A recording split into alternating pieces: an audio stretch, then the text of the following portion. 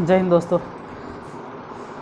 कल हम समांतर चतुर्भुज के बारे में बता रहे थे और समांतर चतुर्भुज के क्षेत्रफल का फॉर्मूला बताए थे, लेकिन हुआ क्या कि फॉर्मूला बताएं और माफ़ कीजिएगा जो ऑफलाइन वाले बच्चे हैं वो जानते हैं, थोड़ा सा हम भूल जाते हैं।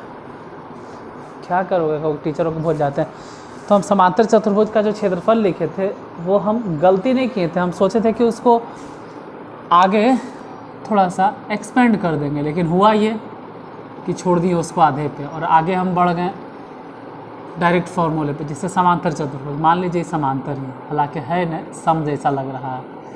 समांतर चतुर्भुज मतलब इस तरह से, ऐसे देखो। अब इसका क्षेत्रफल क्या लिखे थे हम, 1/2 गुने आधार गुने ऊंचाई। अभी बताना ही था कि हम आगे बढ़ गए। बताना क्या था, देखो suppose that A B C D है और मान लिया जाए कि ये भुजा अगर एल है तो ऊपर वाला भी एल होगा, और अगर बी है तो ये भी बी होगा। ऐसे करके विकर्ण मिला दो, ये विकर्ण हो गया। अब आपको 2 ट्रायंगल दिखाई दे रहा होगा, एक ट्रायंगल होगा ए बी सी और उसी तरह का ट्रायंगल होगा ए डी सी, दोनों आपस में बराबर है। यानी हम कह सकते हैं कि जो चतुर्भुज बना है, चतुर्भुज ए बी सी डी, वो 2 त्रिभुज से बना है। त्रिभुज ए बी सी और प्लस में त्रिभुज ए डी सी। हालांकि त्रिभुज ए बी सी और त्रिभुज ए डी सी को भी हम लिख सकते हैं त्रिभुज ए बी सी।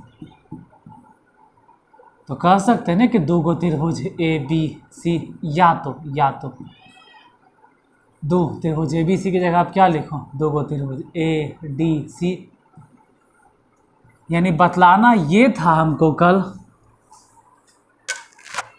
कि ये जो आप देख रहे 1/2 गुने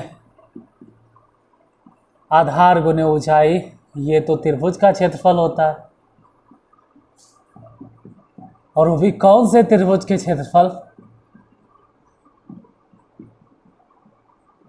तो समकोण त्रिभुज का क्षेत्रफल। और हम गलती से क्या लिख नहीं दिए, आगे इसको एक्सपेंड नहीं किए, यही हमसे भूल हो गई। बाकी हम फॉर्मूला आपको गलत नहीं बताएं, जब हम प्रॉब्लम बता रहे थे तो वहाँ पर हम ये फॉर्मूला नहीं लिखे, आधार गुने ऊंचाई लिखे। और ऑफलाइन वाले बच्चे बोले कि आपसे थोड़ा सा गलती हो गया सर, हमके वहाँ पे कुछ बोलना हम उचित नहीं समझे। हमको लगा नहीं, आकर हम यूट्यूब पे ही जवाब देंगे कि हाँ भूल गए, गलती नहीं हुआ, भूल गए। हम इसको साबित करना ही छोड़ दिए। त्रिभुज का क्षेत्रफल वो भी कौन सा, समकोण त्रिभुज का क्षेत्रफल। अब कैसे निकालेंगे, आधार कहाँ है, देखो आधार मान लो ए से लेके, इस तरह से ए से लेके कोई भी नाम दे दो ना, सपोज दैट कुछ भी दे दीजिए ए ई, तो ये हो गया आधा। इसको आधार नहीं बोलेंगे, इसको बोलेंगे ऊंचाई, और आधार हो गया एल। तो हम ये कह सकते हैं 1/2 गुने और आधार मतलब कौन, एल, और ऊंचाई मतलब एच। तो ये तो निकला त्रिभुज का क्षेत्रफल। अब जो इस त्रिभुज का क्षेत्रफल होगा, देखो यहाँ से यहाँ तक अगर एच है तो इधर से भी जो डालेंगे उसको भी तो ऊंचाई ही बोलेंगे ना। तो फिर से बोलोगे कि एच मतलब ऊंचाई, अब आधार एल, तो वही तो हो गया आधार मन एल। यानी अगर आपको चतुर्भुज तक पहुँचना है, या फिर कहिए कि समांतर चतुर्भुज तक जाना है, समांतर चतुर्भुज का क्षेत्रफल, तो आप सिंपली कह सकते हैं कि इसमें हम जो भी निकला है त्रिभुज में सर, हम इसमें 2 गुना कर देंगे, क्योंकि चतुर्भुज का क्षेत्रफल क्या होता है, त्रिभुज के क्षेत्रफल का 2 गुना। 2 जैसे ही गुना करेंगे तो एल गुने एच आया। एल क्या है, एच क्या है, एल माने लंबाई। यहाँ पे लंबाई को आधार मान लेते हैं, और एच को ऊंचाई या शीर्षलंब, और यही फॉर्मूला कल चल भी रहा था,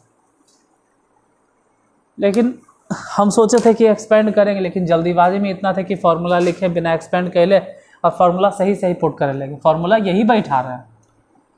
देखो यहाँ पे एक चीज़ नोटिस करो, एकदम दिमाग पे जोर डालो। आप लोग होता क्या है कि ऊपरे ऊपरे देखते हो, बाकी समझते नहीं हो। यही अगर शॉर्ट वीडियो बना दें दिमाग में अट जाएगा, और डिटेल में पढ़ाते हैं तो आप ध्यान नहीं देते। इस पे ज़्यादा फोकस कीजिए कि समांतर चतुर्भुज का क्षेत्रफल क्या है, आधार गुने ऊंचाई।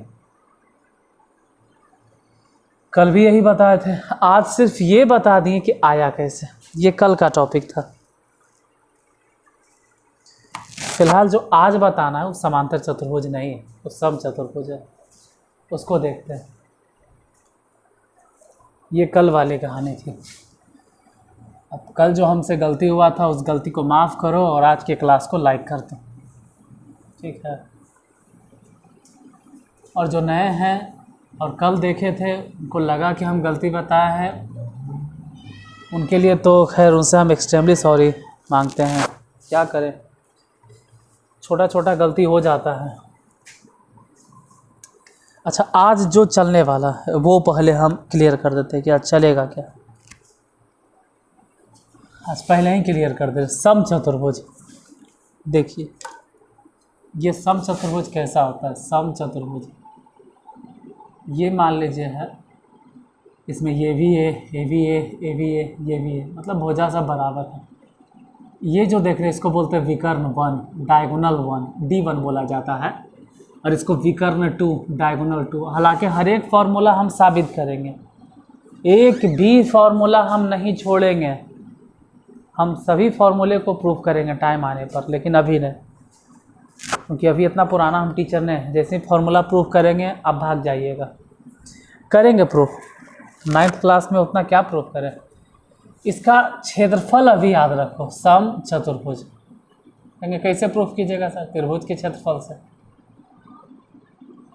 सम चतुर्भुज का क्षेत्रफल क्या होता है, तो बस फार्मूला याद रखना कि 1/2 गुने D1 गुने D2। और इस बार गलती नहीं कर रहे हैं, इतना भी नहीं डरना है कि हर बार गलती ये कर देंगे। 1/2 गुने D1 गुने D2। और फिलहाल अभी इसी का इस्तेमाल करेंगे। जैसे आज के लिए क्वेश्चन नंबर 1, सम चतुर्भुज का विकर्ण 6 मीटर तथा 8 मीटर है, तो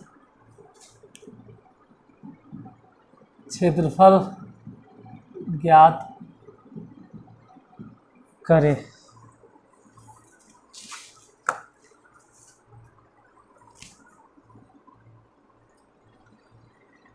देखो सम चतुर्भुज का विकर्ण दिए हुए कितना कितना। पहला विकर्ण है 6 मीटर और दूसरा विकर्ण है 8 मीटर, और क्षेत्रफल निकालल कर रहा। तो विकर्ण जो है उसको डायगोनल बोलते हैं, D1। फर्स्ट डायगोनल 6 मीटर और सेकेंड डायगोनल D2 8 मीटर। अब यही निकालना है सम चतुर्भुज का क्षेत्रफल, और इसका फॉर्मूला होता है 1/2 गुने D1 गुने D2। तो 1/2 गुने D1 माने कितना है 6 मीटर, D2 माने कितना है 8। 2 से इसको काट दो 3 बार में, तो हो गया 8 तिहाई 24 मीटर स्क्वायर। सम चतुर्भुज का क्षेत्रफल हो जाएगा 24 मीटर स्क्वायर। पहले नंबर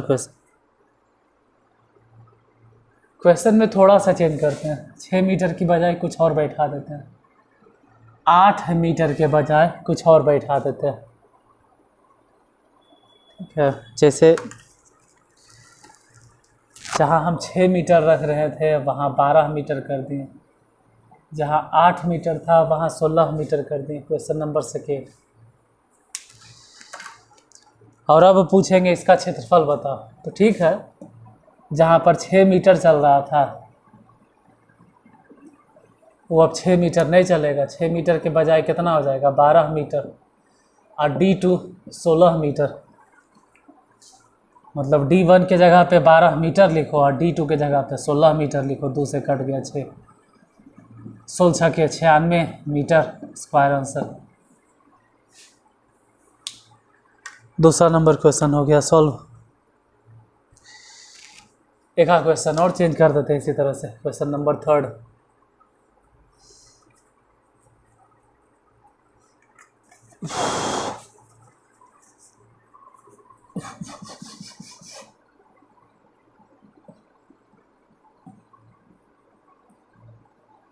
अगर मेरे पास पैसा होता, ऐसा होता, ऐसा होता। समचतुर्भुज के विकर्ण कितना है 10 मीटर और कितना है 12 मीटर। ठीक है, क्षेत्रफल चाहिए, ट्राई कर लेते हैं। देखिए इस बार विकर्ण चेंज हो गया, एक विकर्ण हो गया 10 मीटर और दूसरा विकर्ण हो गया 12 मीटर। यानी D1 के जगह पे 10 मीटर बैठाना और D2 की जगह पे 12 मीटर बैठाना। 2 से इसी को काट दो 6 बार में। इसको भी काट सकते थे, कोई दिक्कत नहीं है, दोनों में से किसी एक को काटेंगे, या तो 10 को या तो इसको। ये थोड़ा गुना करना आसानी हो गया, 10 छके 60 मीटर स्क्वायर, ये ज़्यादा आसान पड़ता है। अब एक ही तरह के क्वेश्चन 3-4 को क्यों रिपीट कर रहे हैं, जिससे कि आपको दिमाग में एकदम जगह झप जाए। ऐसा नहीं कि समचतुर्भुज के क्षेत्रफल क्या होता है ये फॉर्मूले में मालूम होता ही है। नॉर्मली हम सैकड़ों हजारों बहुत सारे स्टूडेंट को पढ़ाए हैं, कंफ्यूज हो जाता है। पढ़ तो सब जाएगा, जैसे एक तरफ से पढ़ रहे हो, एक तरफ से पढ़ रहे हो, एक तरफ से पढ़ रहे हो दूसरी तरफ से बोल रहे हो।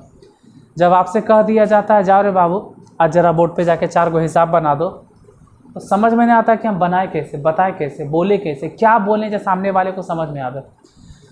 और वही बोलने के लिए हम सिखाना चाहते हैं। अगर आप पढ़े लिखे हैं तो पढ़ने का मतलब ये नहीं होता है कि सिर्फ आपको समझ में आ जाए। अगर अच्छा स्टूडेंट है, अच्छा विद्यार्थी है, तो आप अगर खुद समझते हैं तो प्रयास कीजिए कि सामने वाले को हम समझा दें। और वो समझा तब पाइएगा जब सिर्फ एक हिसाब बनाइएगा। कैसे पॉसिबल है? एकदम नहीं।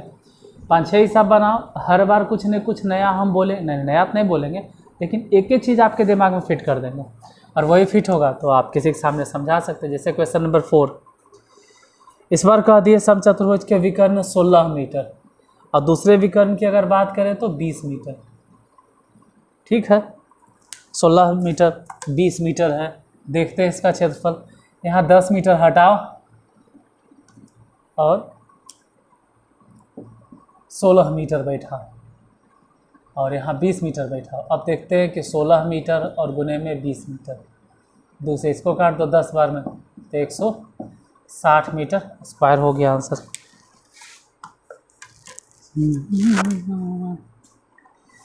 और हम शायद कल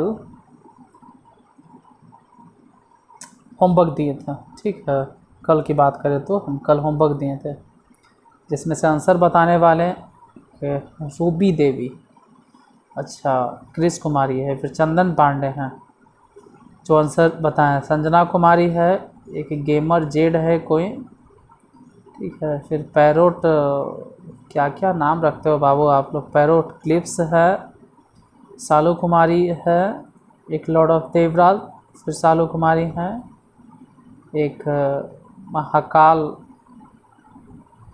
क्या है, क्या क्या नाम लिखते हो बाबू तुम लोग, महाकाल अभिषेक, अच्छा ये अभिषेक या विकी होगा ना। तो आप लोगों में से इतने लोगों ने आंसर बताया, चलिए अच्छा है, देख के थोड़ा सा दिल को सुकून मिलता है कि हम जो पढ़ा रहे हैं, कुछ लोग तो हैं जिनको समझ में आ रहा है, कुछ लोग हैं जो समझ रहे हैं लेकिन बताना नहीं चाहते कि हम समझ रहे हैं, और कुछ लोगों को शायद समझ में ही नहीं आ रहा होगा। खैर जो भी हो, हाल जो भी हो, हम अपना काम कंटिन्यू करते रहेंगे। तो आज भी कल की तरह एक क्वेश्चन होमवर्क में आपको देंगे हम,